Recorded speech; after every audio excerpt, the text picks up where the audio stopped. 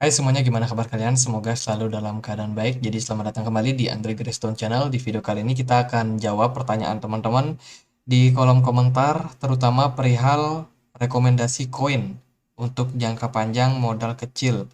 Bahas koin micin yang potensial. Bang, bahas Excel Group. Oke, nanti kita bahas. Bang, coba bahas koin AI yang naik. Soalnya AI lagi bagus untuk di hold jangka panjang. Oke. Di sini aku mau kasih teman-teman watchlist ya, watchlist. Dan ya, video ini bukan rekomendasi buat teman-teman, bukan ajakan membeli ataupun menjual, dan juga bukan rekomendasi teman-teman. Lebih tepatnya di sini saya sharing koin-koin apa saja yang saya pantau. Nah, saya sudah catat dan saya punya 10 kategori untuk koin-koin ini teman-teman. Seperti contohnya koin AI, storage, metaverse, terus juga ada Web3, terus ada Ziki Rollup dan lain-lain. Di sini saya akan sharing ke teman-teman semua koin-koin apa atau token apa yang saya pantau selama ini. Saya maunya videonya singkat, jadi kita akan langsung mulai teman-teman. Pertama-tama teman-teman harus tahu bahwa market cap Bitcoin ataupun kripto itu masih secuil kalau kita compare sama gold, art, seni ya, terus juga equities atau saham, real estate, bond, dan juga money market. Itu market Bitcoin masih terbilang kecil, artinya masih bisa besar ke depannya teman-teman. Tapi perlu dana yang sangat besar. Tentunya kita mencari proyek-proyek yang bakalan berpotensi juga untuk dimasuki oleh dana segar ya, sehingga harganya ke depan naik. Nah, di sini aku mau ajak teman-teman melihat siklus daripada Bitcoin. Siklus daripada alt season ya. Pertama, biasanya ketika market lagi masuk periode bullish, yang paling pertama outperform adalah Bitcoin. Bitcoin bakalan luar biasa trennya teman-teman. Bitcoin naik sendiri, altcoin ya naik sedikit, tapi nggak terlalu signifikan. Biasanya di fase ini aliran dana dari market itu baru mulai masuk ke pasar kripto. Jadi Bitcoin adalah the first coin yang bakalan naik ketika fase bullish sedang berlangsung. Yang kedua itu Ethereum. Ethereum adalah emaknya altcoin, di mana banyak altcoin yang bakalan ke-trigger ketika Ethereum udah mulai perform. Jadi ini fase kedua, teman-teman. Ethereum yang akan naik dan perform sangat baik setelah Bitcoin-nya naik. Biasanya di fase ini Bitcoin udah mulai stabil harganya, sementara Ethereum naik lebih tinggi.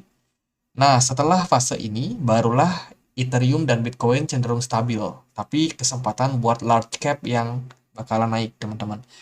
Large cap ini ya tentunya koin-koin besar di luar Bitcoin seperti Polkadot, BNB, Cardano, XRP, dan kawan-kawannya. Itu juga bisa perform biasanya setelah Ethereum perform. Dan yang terakhir barulah alt season. Ini adalah koin-koin yang punya market cap lebih kecil, teman-teman. Mungkin itu meme token, mungkin itu metaverse, dan lain sebagainya. Jadi, teman-teman harus paham siklus ini terlebih dahulu. Oke, jadi koin apa yang saya pantau tentunya koin-koin besar. Bitcoin, Ethereum, BNB juga, Cardano ada, terus XRP, terus Polkadot dan kawan-kawannya. Tapi di sini aku mau sharing ke teman-teman berdasarkan ya di luar daripada kategori tersebut ya. Koin-koin yang besar cenderung teman-teman biasanya kurang minat, biasanya sukanya yang altcoin. Kita akan mulai bahas dari koin atau token AI. Yang pertama adalah The Grab. Ini saya watchlist. Ini cukup menarik teman-teman. Bahkan saya sudah melakukan pencicilan dari 3 minggu, 3 minggu terakhir. Berarti baru. Kemarin sempat harganya drop, itu saya udah ambil lumayan banyak untuk The Grab. Ya, ini adalah ekosistem AI, teman-teman. Di dalamnya juga ada DeFi dan juga ekosistem Web3. Jadi menurut saya untuk project GRT ini cukup komplit ya. Jadi ya itu salah satu yang mungkin menarik buat teman-teman pantau juga, The Grab. Yang kedua adalah Singularity Net atau AGIX. Ini juga token AI, teman-teman. Sangat ramai dibicarakan ketika Elon Musk sempat nge-tweet ya soal AGIX. Bukan AGIX sih, tapi lebih lebih tepatnya Singularity. Dia sempat nge-tweet. Dan ya, mungkin teman-teman juga mungkin tertarik bisa dipantau juga untuk Singularity Net. Tapi sayangnya ini bisa diperdagangkan di exchange, beberapa exchange saja ya. Di Binance sudah ada, di KuCoin, Bybit juga udah ada, Maxi ya, exchange besar udah ada. Di toko kripto belum ada Agix. Terus ada Fed AI. Ini juga bisa teman-teman pantau sebagai salah satu referensi teman-teman buat token AI. Ya, ini lumayan. Hari ini naik volumenya sekitar 200%-an. Jadi menarik buat teman-teman pantau juga.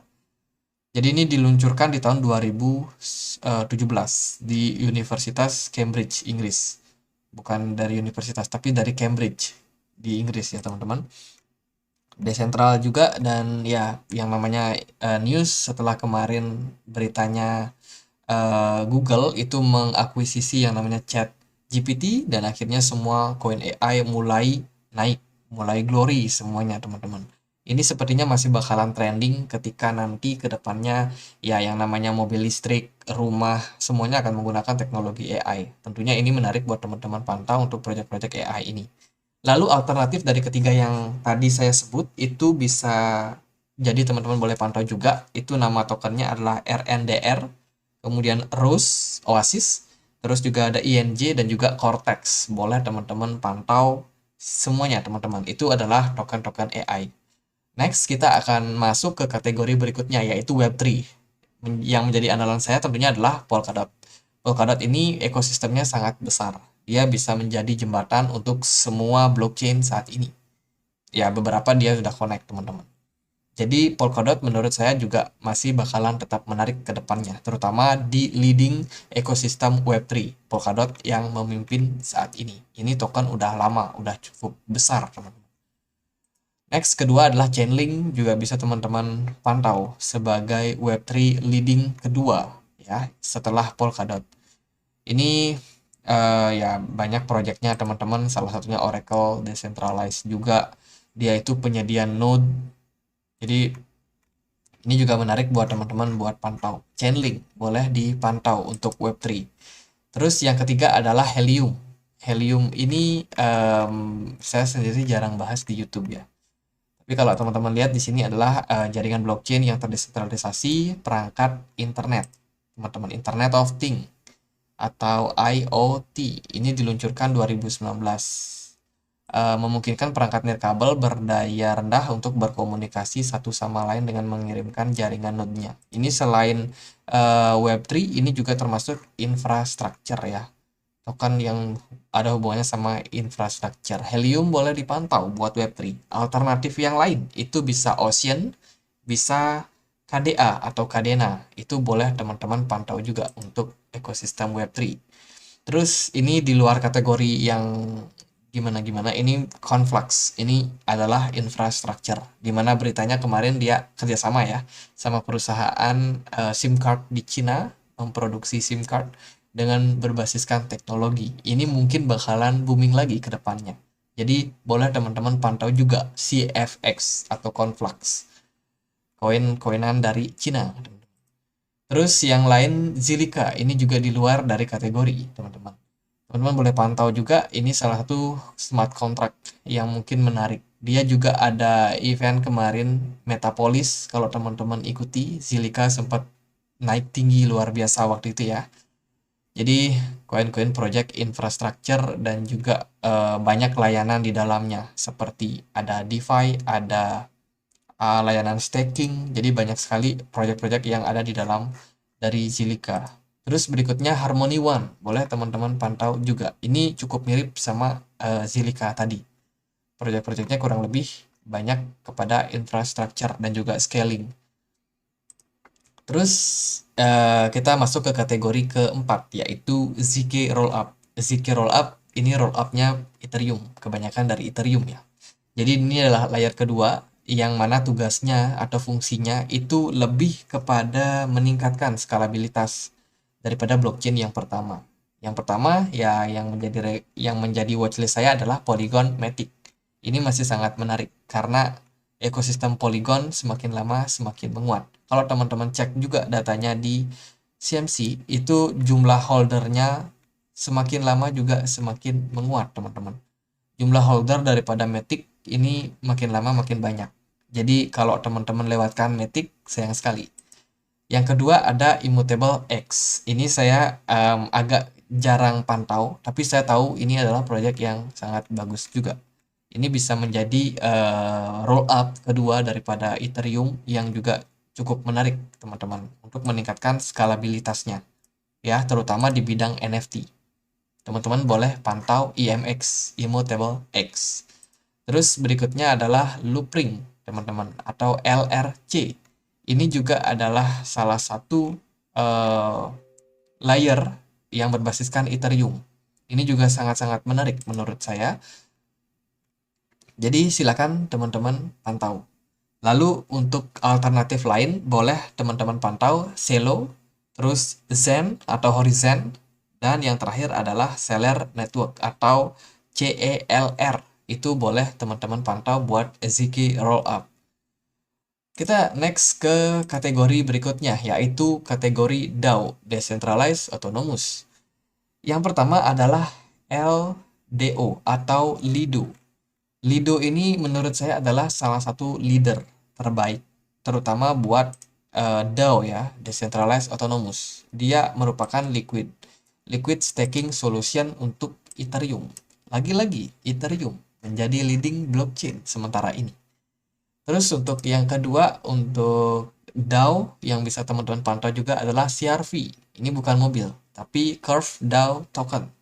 Boleh juga teman-teman pantau. Ini juga salah satu project DAO yang cukup rame ya. Dia ada fitur DeFi juga, ada fitur DAO dan juga sebagai alat pembuatan DAO berbasiskan Ethereum, Aragon. Jadi dia punya smart contract juga. Lagi-lagi Ethereum, teman-teman. Jadi itu untuk kategori DAO. Yang nomor 3 tadi udah Lido, terus juga Curve, yang ketiga nggak ada. Saya kira ini 2 DAO yang terbaik yang saya watchlist. Lalu next adalah kategori DeFi yang mungkin teman-teman juga menarik untuk dipantau. Yang pertama adalah ya sebenarnya bukan AAV, tapi yang pertama adalah yang pertama ini adalah Avalanche, teman-teman. Ini aku belum buka ya, Avax. Sorry banget. Jadi yang pertama buat koin DeFi yang menurut saya paling menarik adalah Avalanche. Silahkan teman-teman pantau karena fiturnya cukup banyak. Di satu blockchain dia bisa terhubung dengan smart contract dari berbagai blockchain, teman-teman. Ada di apps juga, ada DeFi. Avalanche boleh dipantau. Berikutnya adalah FTM. FTM ya kemarin sempat drop ya karena Andre Cronje itu keluar selaku rohnya daripada FTM. Dia punya banyak sekali fitur di dalamnya. Salah satunya adalah DeFi dan juga direct acyclic grab, teman-teman. Ini mungkin kedepannya bakalan mengarah ke project AI, mungkin ya. Ya kita lihatlah seperti apa nanti. Yang ketiga adalah DeFi dari AAV. Ini Ethereum punya, teman-teman. Ini ya salah satu juga yang menjadi watchlist saya bahkan dari 3 tahun terakhir. AAV ini projectnya bagus.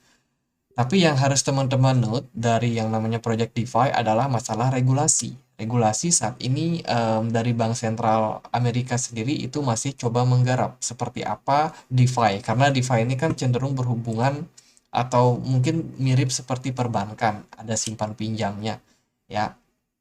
Jadi ini ditakutkan bisa mengganggu. So mungkin kedepannya bakalan diregulasi. Jadi buat teman-teman yang mau masuk ke token DeFi harap berhati-hati. Tapi teman-teman boleh watchlist dulu nih beberapa token atau koin yang saya sudah bilang. Yang menjadi alternatif berikutnya adalah Uniswap, PancakeSwap, dan juga SNX. Itu boleh teman-teman pantau juga ya. Berikutnya ini ada kategori dari DeFi 2.0. Yang pertama tadi adalah DeFi biasa. Ini DeFi 2.0. Sekarang belum booming, tapi siapa tahu kedepannya bakalan booming. Spell token, boleh teman-teman pantau. Ini lagi growth belakangan ya. Volumenya belakangan naik dan juga kenaikan harga juga kemarin terjadi pada spell token. Jadi ya ini mungkin sedikit spekulasi, tapi boleh teman-teman ikut pantau juga. Berikutnya kita masuk ke kategori dari gaming, terutama yang berbasiskan metaverse. yang menjadi andalan saya masih The Sandbox. Sandbox ini udah rilis permainan ya yang berbasiskan metaverse dan cukup atraktif menurut saya. Dan kedepannya tentunya akan menarik untuk kita lihat seperti apa ekosistemnya berkembang.